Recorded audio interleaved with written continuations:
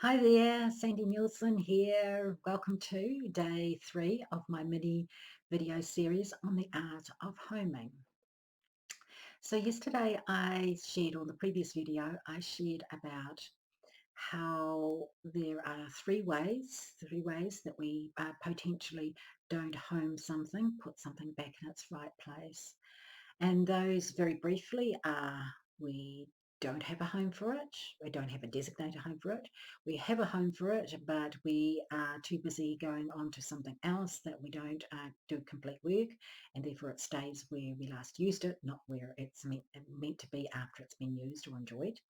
Or the third reason is that we haven't homed it because it's too difficult to home it. It takes too long to, perhaps, or too difficult in some way. So today, I thought I would share with you why we're using the word homing rather than the likes of tidying up or putting away. But before I do that, I just want to ask, how did any of those three items, those three reasons, land with you? Did you have a check around and see where things are as to relationship to where they're homed, or that they're in that particular place because that was you just popped them down there because you got diverted into something else, or is those items really don't have a home? So before I tell the story about why let me see, let me just check my notes here. Okay, yeah. So I want to share firstly the reason why I call it homing, and it relates to a story from my childhood, and it also has something to do with the concept of home itself.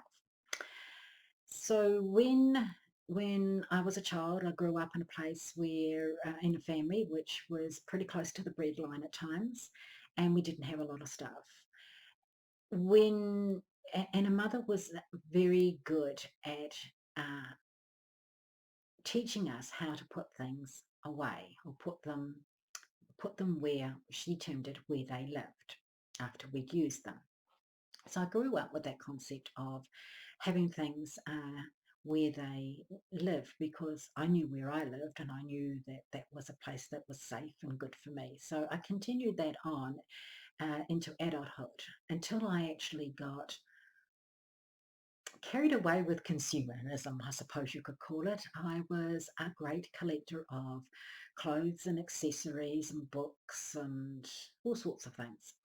And I found that the more items I had, the harder it was for me to find places that would work for me to have them, and yet, um, well, I just found it difficult to find, because I didn't have a huge mansion or anything like that.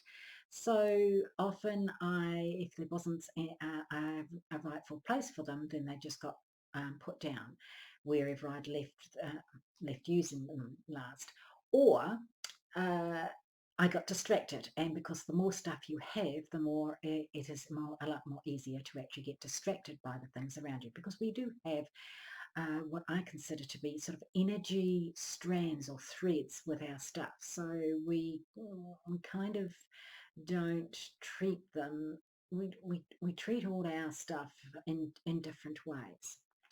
So, and the second part of why we call it homing, backstory to this, is that when you think of home as opposed to a house, a home has got this concept of qualities around it that a house may not necessarily have. We actually even have sayings around home, like, he was at a home on stage, she was at home in the the community.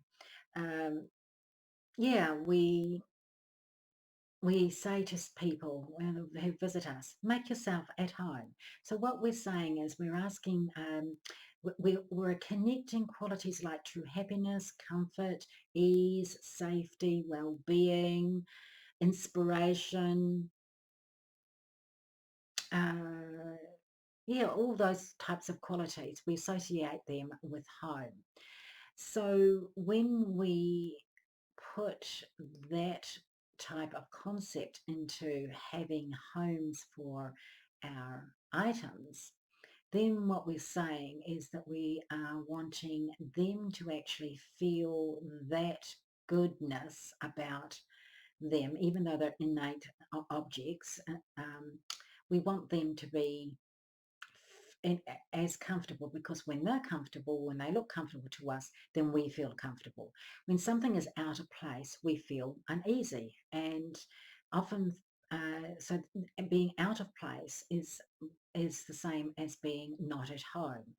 So this is why I use the concept or the word homing around the concept of putting things away, or rather than tidying up, because tidying up is the act, but homing is the bigger concept of what we're doing. We are making something feel good, and therefore we're making ourselves feel good. So today's little exercise that you might want to do, a little play around, is just go around your home and just see where are the things around you that you know are naturally, you feel at home with, because they feel right to you in the place that they're at. And we'll check in tomorrow and I'll give you a little bit more Jen around this. This is Sandy Nielsen saying bye for now. Thanks for checking in. Ciao.